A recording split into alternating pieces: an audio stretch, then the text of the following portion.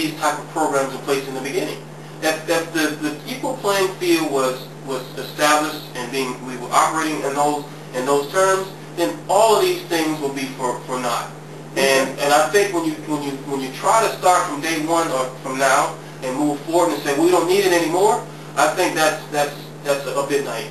So basically, because it was in the past there was discrimination, it's okay to discriminate now in reverse. I think because in other words, this is an eye for an eye type situation. No, absolutely not. I think because of the fact that we had discrimination before, we can pretty much assume that it's still going to be discrimination. And there is. But it's, so what we need to do is we need to make sure that an equal playing field is being afforded to all children, all kids who want to go to college. And we cannot do that by the same system that was in place that discriminated against people of color. Okay, well, I agree. We need an equal playing field for children with the scholarships. Sure. How many children do you have? 3. 3 children. Can they all qualify? You said my children can get a, quote, regular scholarship. Can your children get a regular scholarship? If they're not discriminating against, yes. A United Negro College scholarship? Absolutely, because all of them are African American.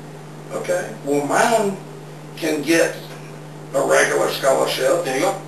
If affirmative action does not kick in, number one, and they have to not make it because, they have to meet a certain quota. So they're discriminated right there on that regular one, and your child has an advantage.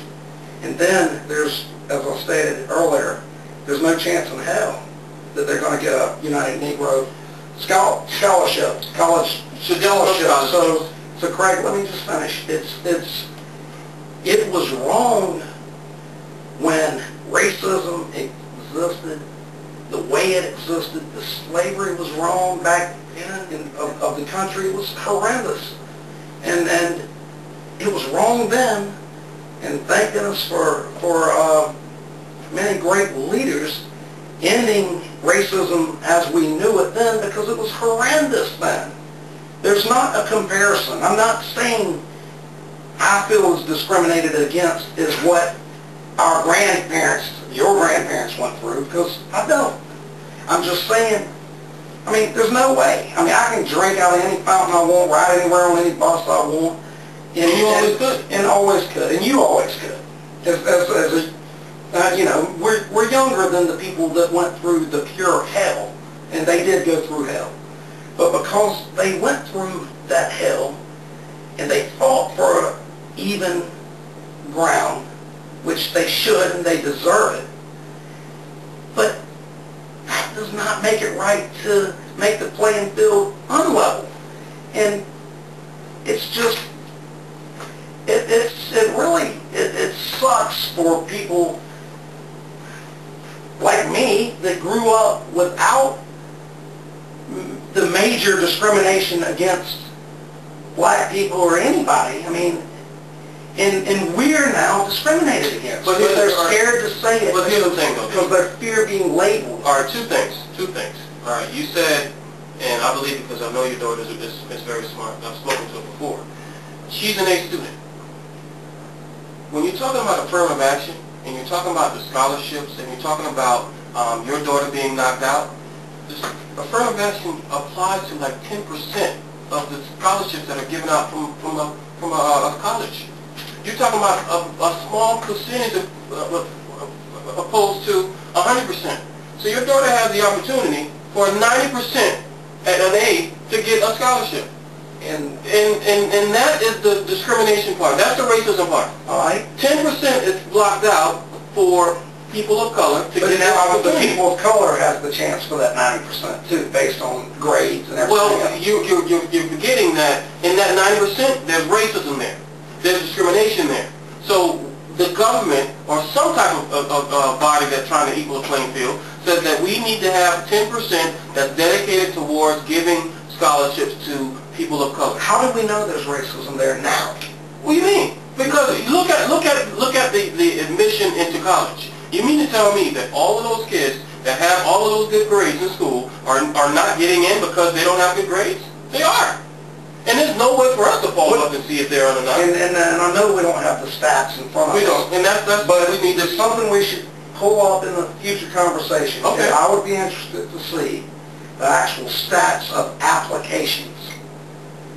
And from there, Now I bet you'll be surprised. and yeah, from the stats, I mean, because again, we want to try to bring the truth to you at home. And, you know, I'm as curious as anyone to see that. How many black people apply for college and how many white people, and if there's a breakdown as far as scores with applications, and then we can determine. So if anybody out there is watching and you have that Right. info, you know, please email it to us. And we will definitely bring that to the light next time we have our show, because we're going to be doing this on a very frequent basis.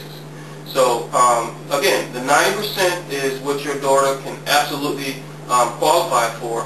And the 10%, and I'm just saying the 10%, I think it's even smaller than that. But, you know, that is the portion that's broken out for exclusively for African Americans. And I understand what you're saying, but let's say my child is not straight A. She is. She is. And And I've got she's one not- boy that's a bright young man himself, but let's say I had a third child, I don't. And they're a C student, Okay. B student, whatever. Okay. They're not going to be the top of the class. And they going in, and, you know, they've got all the A students in college. All of them are there. They accept all the A students, black and white and everybody. And they get to the B level, and by then the college is filling up.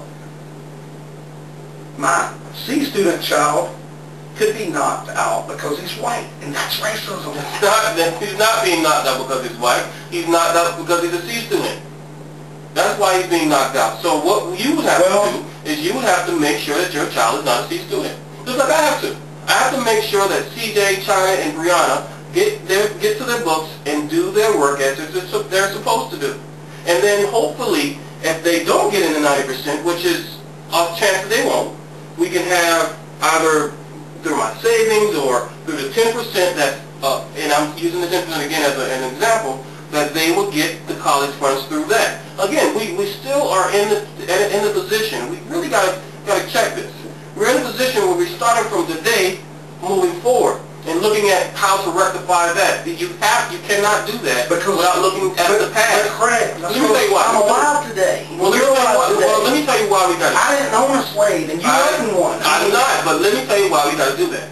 We got to do that because there are root causes as to why we are in the predicament, and this is the society. And it's because of how the society was formed, how the society was being ran. Until 1965, Dean, that's when the Voting Rights Act was passed. Until the bill that was passed to ensure that equal education was being provided to all students, we had an issue with schools being unequal. Absolutely. So that's why you cannot go by from today moving forward. Because most of the people that had the raw end of the deal were the people of color. White people always had good schools. Well, again, it was terrible back then, but I was born not in 65, I was born in 69, after things started to change. After the laws were put in place, nothing changed. As far as equal access, I'm 100%. Why not create a law that every college has to submit their standards for entrance into the college? Once submitted, make it, however it has to be equal. Based on that, scores alone, from the top going down, you've got to take the very top, no matter what, and take it on down all the way through. You can't do that because you're starting from today moving forward. You have to start, and look, I'm not making excuses for anyone that is